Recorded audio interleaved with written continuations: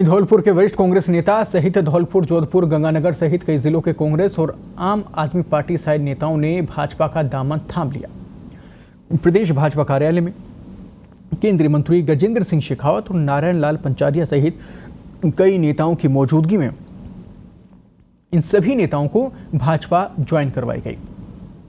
आपको बता दें कि भाजपा के साथ में ये तमाम नेता आज शामिल हो गए। भाजपा का दामन इन्होंने थाम लिया।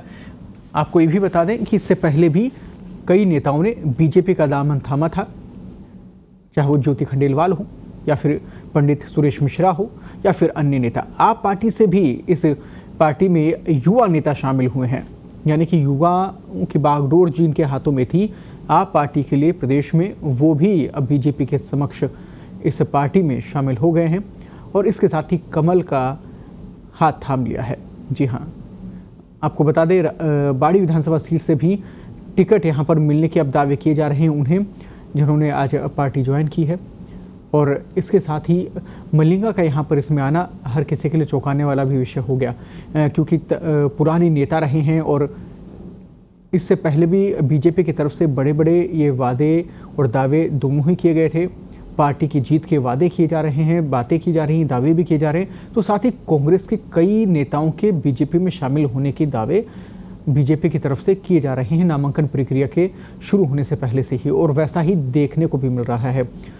एक बार फिर से बड़ी संख्या में नेता जो हैं वो बीजेपी में शामिल हुए हैं। हालांकि कई नेताओं ने कांग्रेस पार्टी पर आरोप भी लगाए हैं और यहाँ इसके साथ ही ये भी आरोप लगाए हैं कि ध्यान नहीं दिया गया पार्टी की तरफ से, उनकी बातें नहीं मानी गई और जो पार्टी का एजेंडा था कहीं ना कहीं उससे संतुष्ट नजर नहीं आ रहे ये नेता, और यही कारण है कि बीजेपी में फिर शामिल होकर मुखर हो रहे हैं।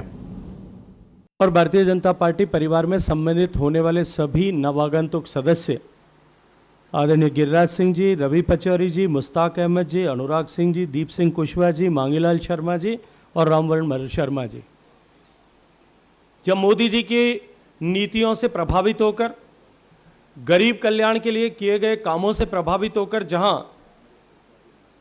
आदरणीय गिरिराज सिंह मलिंगा जी भारतीय जनता पार्टी के परिवार में सम्मिलित हुए, वहीं बाल कल्याण समिति जिला जोधपुर के, जिला धौलपुर के श्री रवि पचौरी जी भी आज हम सब के साथ में इस परिवार में सम्मिलित हुए। रवि जी ख्यातनाम वकील हैं और वकालत के पेशे के साथ साथ में राजनीतिक सामाजिक क्षेत्र में निरंतर सक्रिय रह करके काम करते हैं। ये न केवल ब्राह्मण समाज के बड़े नेता हैं, अपितु सर्व समाज में इनके एक ईमानदार कार्यकर्ता के रूप में काम करने वाले व्यक्ति के रूप में एक अपनी उत्कृष्ट छवि समाज में है।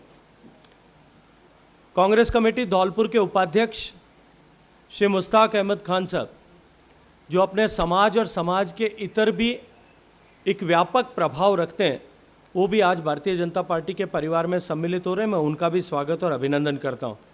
और आम आदमी पार्टी के यूथ विंग के स्टेट प्रेसिडेंट की जिम्मेदारी के साथ में जो काम कर रहे हैं, उन्होंने भी आज हकीकत को समझते हुए व्यथित होकर आम आदमी पार्टी छोड़ करके भारतीय जनता पार्टी के परिवार में मिलना स्वीकार किया है। जिला कांग्रेस कमेटी के सचिव दीप सिंह जी कुशवाहा आज भारतीय जनता पार्टी में आ रहे हैं। यूथ कांग्रेस के जिला सचिव श्री मांगीलाल शर्मा जी भारतीय जनता पार्टी परिवार में सम्मिलित हो रहे हैं।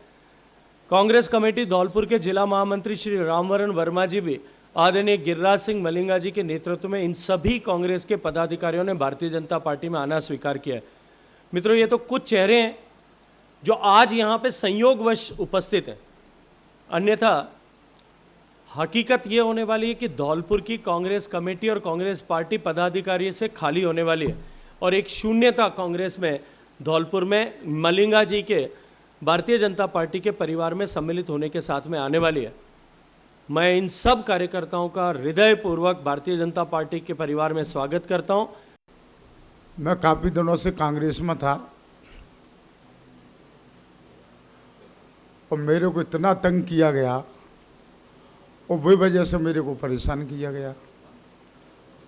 किसी मुकदमा को लेकर ना आई, पहले एफआईआर दी जाती दिन में 1:20 पे, उसमें अज्ञात व्यक्तियों द्वारा मारपीट बताई जाती है। मुख्यमंत्री कार्यालय और डीजीपी की यहाँ रिपोर्ट मंगाई जाती है, फैक्चर रिपोर्ट। उसमें कहीं भी मेरा नाम मिल गया कि साहब जनता द्वारा कोई मारपीट की गई थी कि AN की। उसके बाद में रात को 1:20 पर उसके पर्चा बयान पर मुकदमा दर्ज कराया जाता है। अगर मेरे को JN जगह जानते नहीं थे, ऐसी बात तो है नहीं कि एक मेरे को एक JN या AN जानता नहीं हो, और उसके बाद में पर 1:20 पर मेरे ऊपर मुकदमा दर्ज कराया जाता है। और मैं मुख्यमंत्री जी से कह के नहीं परेशान हो गया कि साहब एक बार मेरी जांच तो बदलो, तफ्तीश चेंज करो। मेरे कहने से भी एक बार तफ्तीश चेंज नहीं हुई। मेरी सरकार में रहने के बाद मेरे ऊपर मुकदमे लगाए गए। तो मैं तो इतना इन लोगों ने परेशान किया। टिकट के कहा जाए आपका ये आ रहा है, आपका ये आ रहा है। भाई मेरे को आपको टिकट की कोई ज़रूरत नहीं है। मैंने मोदी जी की रीति नीति देख के ना आई, मैं BJP के कार्य से प्रभावित होकर ना आई, मैंने फैसला किया कि मैं भारतीय जनता पार्टी को ज्वाइन करूंगा। मुझे मोदी जी पे, अमित शाह जी पे, JP नड्डा जी पे, हमारे जो राष्ट्रीय नेता, मुझे उनके ऊपर विश्वास है। मैं उनकी रीति नीति को देख के नहीं, मैंने कांग्रेस पार्टी छोड़ी, BJP में ज्वाइन की।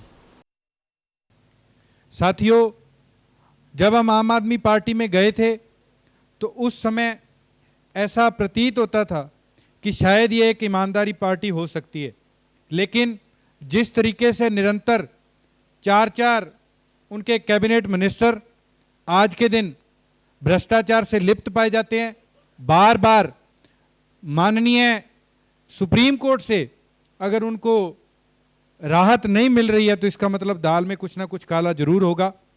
और जिस तरीके से अपने आप को कट्टर ईमानदार बताने वाले लोग आज देश के अंदर सर्वोच्च न्यायालय की कॉल से, एक जांच एजेंसी की कॉल से आज पीछे हट रहे हैं, तो कुछ ना कुछ इसके अंदर काला जरूर होगा।